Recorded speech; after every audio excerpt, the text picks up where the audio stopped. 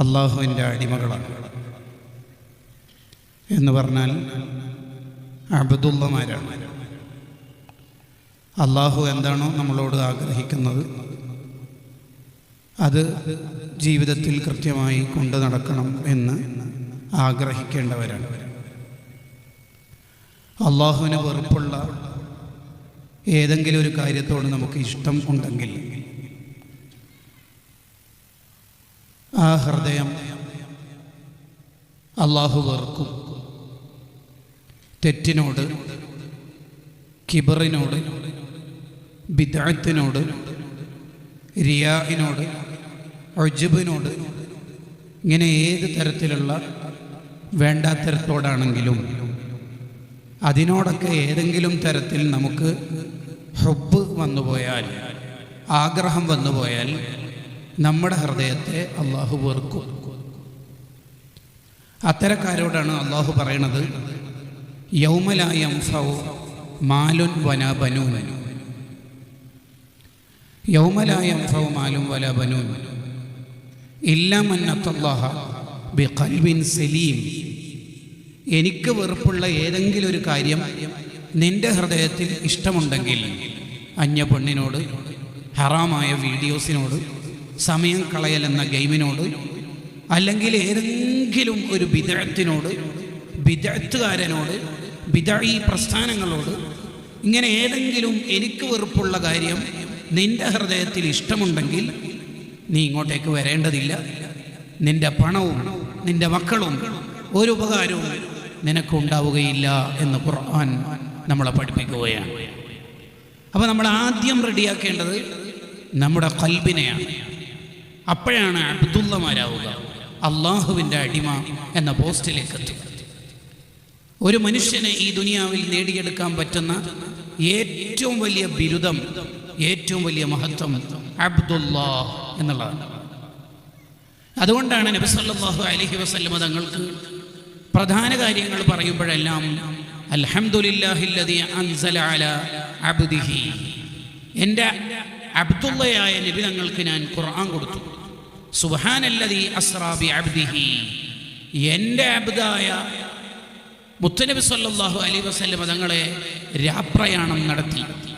വൗഹാ ഇലാ അബ്ദിഹി മാ ഔഹാ, മിഅ്റാജിന് കൊണ്ടുപോയി ഞാൻ പലതും എൻ്റെ അബ്ദായ തങ്ങൾക്ക് കൊടുത്തു. അതുകൊണ്ടല്ലേ മനുഷ്യർ ചൊല്ലുമ്പോൾ അശ്ഹദു അന്ന മുഹമ്മദൻ കഴിഞ്ഞിട്ട് അബ്ദുഹു പറഞ്ഞിട്ടാണ് വറസൂലുഹു എന്ന് പറയുന്നത്. അതാണ് അബു അലി ദഖാഖ് റഹിമഹുല്ല പറഞ്ഞത്, ഏറ്റവും വലിയ പോസ്റ്റാണ് അബ്ദുല്ലാ, ഞാൻ അള്ളാൻ്റെ അടിമയാണ്. അങ്ങനെ ആവുന്നത് എപ്പോഴാണ്? എല്ലാം അള്ളാഹുവിന് വിട്ടുകൊടുക്കുമ്പോഴാണ്. അള്ളാഹ്ക്ക് ഇഷ്ടമില്ലാത്ത ഒന്നും നമ്മുടെ ഖൽബിൽ ഉണ്ടാവാൻ പാടില്ല.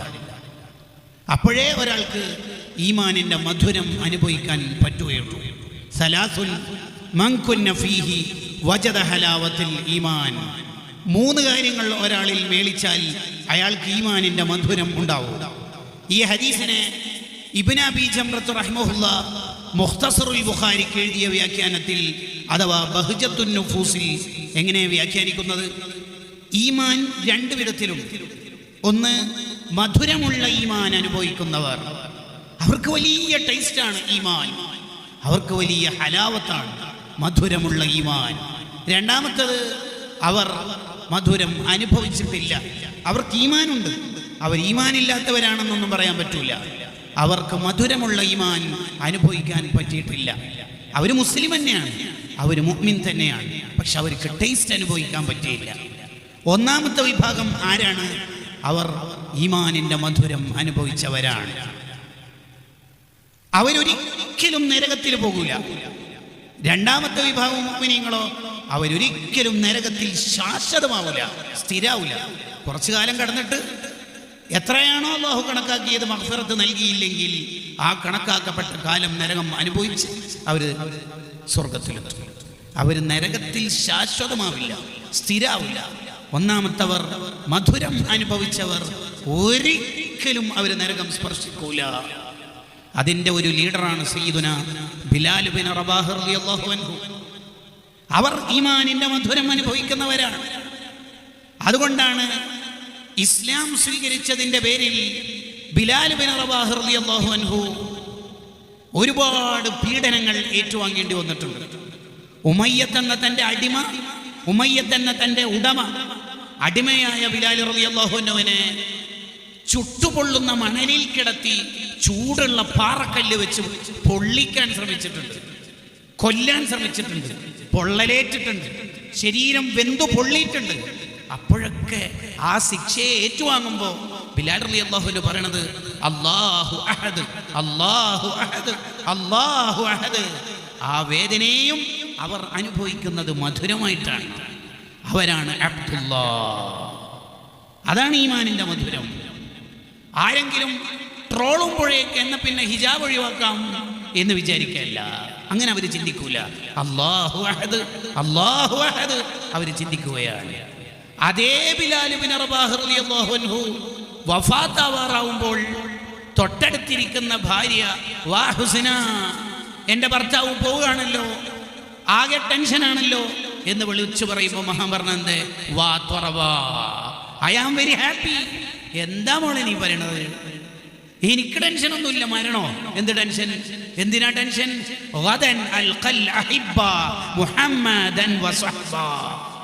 ഞാൻ മരിച്ച നബി സല്ലല്ലാഹു അലൈഹി വസല്ലം തങ്ങളെയും എൻ്റെ ജ്യേഷ്ഠന്മാരായ സ്വഹാബിമാരെയും എൻ്റെ സീനിയേഴ്സായ സ്വഹാബത്തിനെയും അല്ലേ കാണാൻ പോണത്. അപ്പൊ സന്തോഷല്ലേ? കണ്ടോ, അവരാണ് ഈമാനിന്റെ മധുരം അനുഭവിച്ചവർ. സലാസുൻ, ഈ 3 കാര്യങ്ങൾ ഇപ്പൊ ഇവിടെ പറയാൻ നേരമൊന്നുമില്ല. 3 കാര്യങ്ങൾ ഒരാളിൽ മേളിച്ചാൽ അവർക്ക് ഈമാനിന്റെ മധുരം ഉണ്ടാകും. അവരാണ് അബ്ദുള്ളമാർ. അവരാണ് അള്ളാഹുവിന്റെ അടിമ. അള്ളാഹുവിന്റെ അടിമയാണ് ഒരാളെങ്കിൽ അയാൾക്ക് കൊടുക്കുന്ന പേരാണ് അബ്ദുല്ലാ. അയാളുടെ പേര് ചിലപ്പോൾ വേറെ എന്തെങ്കിലുമൊക്കെ ആയിരിക്കും. ആയിഷാന്നോ ഫാത്തിമാന്നോ അബ്ദുല്ലാന്ന് തന്നെയോ അല്ലെങ്കിൽ അബ്ദുൽ ഖാദറോ എന്തേലും ആവട്ടോ, വാട്ടവ. പക്ഷെ അവർ ജീവിതത്തിൽ അബ്ദുള്ളമാരാണ്. എന്ന് പറഞ്ഞാൽ അവർ അബ്ദുൽ ശൈത്വാനല്ല, അബ്ദുൽ ഹവയല്ല, അബ്ദുൽ ദീനാറല്ല, അബ്ദുൽ ജസദല്ല. ശരീരത്തിന്റെ അടിമയല്ല, പിശാചിന്റെ അടിമയല്ല, പണത്തിന്റെ അടിമയല്ല, ഇണയുടെ അടിമയല്ല, അബ്ദുൽ സൗജയല്ല. തൈസ അബ്ദുൽ ദീനാർ, തൈസ അബ്ദുൽ ഹവ, തൈസ അബ്ദുൽ സൗജ. അവരൊക്കെ പരാജയപ്പെട്ടവരാണെന്ന് ഹദീസ് നമ്മളെ പഠിപ്പിക്കുന്നുണ്ട്. വഴിയെ അതിന്റെ വിശദീകരണത്തിലേക്ക് നമുക്ക് വരണം. അപ്പൊ അയാൾ തിരിച്ചറിയും പിശാച് എന്നെ പറ്റിക്കുകയാണ്. അപ്പോൾ പിശാചിനെ ഗൈഡാക്കാൻ പറ്റൂല. ഏറ്റവും കൂടുതൽ പിശാച് പറ്റിക്കാൻ ഉപയോഗിക്കുന്ന ടൂൾ ഏതാണ്? അൽ കദിബ്, കളവാണ്. പിശാച് കളവ് പറഞ്ഞിട്ടാണ് മനുഷ്യരെ പറ്റിക്കുക. നല്ലതിനെ മോശമാക്കിയും മോശം കാര്യത്തെ നല്ലതാക്കിയും തോന്നിപ്പിക്കലാണ് പിശാചിന്റെ ഏറ്റവും വലിയ പ്രധാന പ്രൊഡക്റ്റ്. അതാണ് മെയിൻ പ്രൊഡക്റ്റ്. എല്ലാ സമയത്തും നല്ലത് പറഞ്ഞിരുന്ന ആളെ മോശമാക്കും. ഉമ്മാനെ കണ്ടുകൂടാത്ത മക്കൾ, ഉപദേശിക്കുന്ന ഉസ്താദിനെ കണ്ടുകൂടാത്ത ചെറുപ്പക്കാർ. കാരണം പിശാചാണ് അവരുടെ ഇലാഹ്. അവരുടെ ഇലാഹ് പിശാചാണ്. അവർ ഇലാഹാക്കിയത് പിശാചിനെയാണ്. അവർ പിശാചിന്റെ അടിമകളാണ്. അതാണ് പിശാച്. യഥാർത്ഥത്തിൽ നമ്മൾ ആലോചിക്കുമ്പോൾ ഇബ്ലീസ് സത്യം പറയുന്ന ഒരു സമയം വരുന്നുണ്ട്. അതേതാ സമയം? ഇബ്ലീസ് സത്യം പറയുന്ന സമയം പരലോകത്താണ്. എന്താ അന്ന് ഇബ്ലീസ് സത്യം പറയണത്? ഇബ്ലീസ് അന്ന് സത്യം പറയും. മനുഷ്യന്മാരെല്ലാം നരകത്തിലേക്ക് വീഴാറാവുമ്പോൾ പറയും, ഞാൻ നിന്നെ പറ്റിച്ചതാ. നീ എന്തിനാ എൻ്റെ കൂടെ നടന്നത്? എൻ്റെ കൂടെ നീ എന്തിനാ നടന്നത്? സുബഹിന്റെ സമയമില്ല, കുറച്ചും കൂടി ഉറങ്ങിക്കോളി, റീൽസ് ഒന്നും പ്രശ്നമില്ല, പിന്നീട് തൗബ ചെയ്യാം. ഇതൊക്കെ ഞാൻ തോന്നിപ്പിച്ചു എന്നുള്ളത് ശരി തന്നെയാണ്. അത് നിന്നെ പറ്റിച്ചതാ. അത് യഥാർത്ഥത്തിൽ ഒരു ചാറ്റല്ല, ഒരു ചീറ്റിംഗ് ആയിരുന്നു എന്ന് അന്ന് പറയും. അന്നെന്താ ഇബ്ലീസ് സത്യം പറയാനുള്ള കാരണം? അന്ന് ഇബ്ലീസ് സത്യം പറയാൻ 2 കാരണങ്ങളാണ്. ഒന്ന്, ഇബ്ലീസ് മനുഷ്യരെ പിഴപ്പിക്കുന്ന കളവ് പറയുക എന്ന ടൂൾ, അതിൻ്റെ ഇന്ധനവും പെട്രോളും ചാർജും കഴിഞ്ഞു. മൂപ്പർക്ക് പിഴപ്പിക്കാനുള്ള ക്വാളിറ്റി കഴിഞ്ഞു. അത് മൂപ്പരുടെ മരണം വരെ മാത്രമേ അതിൻ്റെ ക്വാളിറ്റി ഉള്ളൂ. പരലോകത്ത് പിഴപ്പിക്കുക എന്ന് പറയുന്ന സാധനം ചാർജ് കഴിഞ്ഞതുകൊണ്ട് തന്നെ, ബാറ്ററി ഇല്ലാത്തത് കൊണ്ട് തന്നെ വർക്ക് ചെയ്യൂല. ആ ക്വാളിറ്റി കഴിഞ്ഞു. 2ാമത്തെ കാരണം, ഇനി കളവ് പറഞ്ഞിട്ട് പ്രത്യേകിച്ച് കാര്യമൊന്നുമില്ലല്ലോ. കാരണം റിസൾട്ട് വന്നല്ലോ. ഫരീഖും ഫിൽ ജന്ന വ ഫരീഖും ഫിസ് സഗീർ. 1000 സ്വർഗത്തിൽ, കോടിക്കണക്കിന് മനുഷ്യന്മാർ നരകത്തിൽ വന്നല്ലോ. ഇനിയിപ്പോൾ എന്തിനാ പറ്റിക്കേണ്ട ആവശ്യം? അന്ന് പിശാച് സത്യം പറയുമ്പോൾ മുജിരിമീങ്ങളായ തെറ്റുകാരൊക്കെ ടെൻഷൻ അടിക്കുന്ന, അല്ലടാ നീ നമ്മളെ പറ്റിച്ചല്ലേ, എന്താ അന്ന് ടെൻഷനാവും. പിന്നെ നമ്മളെ പിഴപ്പിച്ചവർ ആരാ? ഈ ലോകത്ത് സുഹൃത്തുക്കളാണ്. അവരും നമ്മുടെ എതിരാളികളായി മാറും. സൂറത്ത് സുഹ്റുഫിലും അല്ലഹില്ലാഹു യൗമഇദിൻ ബഅ്ദുഹും ലിബഅ്ദിൻ അദും ഇല്ലൽ മുത്തഖീൻ. സുഹൃത്തുക്കൾ തമ്മിൽ പോരാടും, തമ്മിൽ തല്ലും. നീ എന്തിനാ ഞാൻ പറയുന്നതിനനുസരിച്ച് എൻ്റെ കൂടെ വന്നത്? നീയല്ലേ എനിക്ക് ആ MTMൻ്റെ ഏജൻറ്റിനെ പരിചയപ്പെടുത്തി തന്നത്? അത് നീ എന്തിനാ ഞാൻ പറയുന്നതിനനുസരിച്ച് വേക്കിൽ വന്നത്? നീയല്ലേ എനിക്ക് ആ ലിങ്ക് അയച്ചെന്നത് യൂട്യൂബിൻ്റെ അല്ലെങ്കിൽ മറ്റ് ഹറാമിൻ്റെ വീഡിയോസിൻ്റെ ഒക്കെ? നീയല്ലേ ആ പെണ്ണിനെ എനിക്ക് ലവ് അഫെയർ ആക്കി സെറ്റാക്കി തന്നത്? അത് നീ എന്തിനാ കൂട്ടുന്നത്? എന്തിനാ കൂട്ടുന്നത്? എല്ലാം കൂടി ഇങ്ങോട്ട് എന്നോടോ? അടി, കുഴപ്പം, കലാപം, പ്രശ്നം. അന്ന് ഉത്തമ സുഹൃത്തുക്കൾ മോർട്ടൽ എനിമീസായി തീരും, ശത്രുക്കളായി തീരും. കൂടെ നിന്ന കൂട്ടുകാർ ചതിക്കും, മുന്നിൽ നിന്ന് ഇബ്ലീസ് പറ്റിക്കും. അന്ന് നമ്മൾ പരാജയം മുന്നിൽ കാണുക. കണ്ടോ ഈ പരാജയം എവിടുന്ന് തന്നെ കണ്ടു തുടങ്ങുന്നറിയോ? ഒരാളുടെ ലാസ്റ്റ് ശ്വാസം വലിക്കുന്ന ഘട്ടത്തിൽ, അഥവാ മരണത്തിൻ്റെ തൊട്ടു മുമ്പത്തെ നിമിഷത്തിൽ തന്നെ അയാൾ പരാജയം മുന്നിൽ കണ്ടു തുടങ്ങും.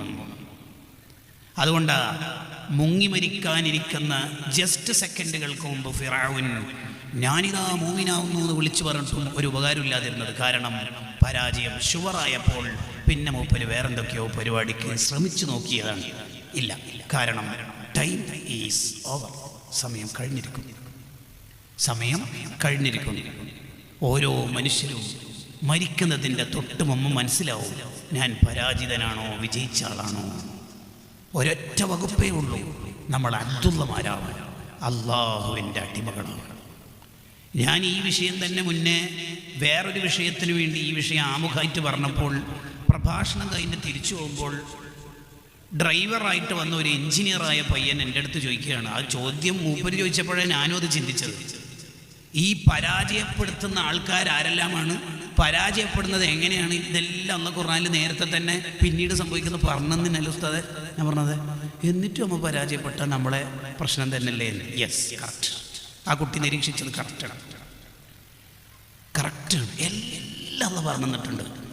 പോരായിട്ട് ഇസ്രാഇന്റെ മിഅ്റാജിന്റെ രാത്രി നബി സല്ലല്ലാഹു അലൈഹി വസല്ലം തങ്ങൾക്ക് സ്വർഗവും നരകമൊക്കെ കാണിച്ചു കൊടുത്തിട്ട് അതിൻ്റെ വിശേഷണവും തങ്ങൾ ഇവിടെ വന്നിട്ട് പറഞ്ഞു തന്നിട്ടുണ്ട്. എന്നിട്ടും നമ്മൾ തോൽക്കുകയാണെങ്കിൽ നമ്മുടെ തന്നെയാണ് പ്രശ്നം, വേറെ ആരുടെയല്ല.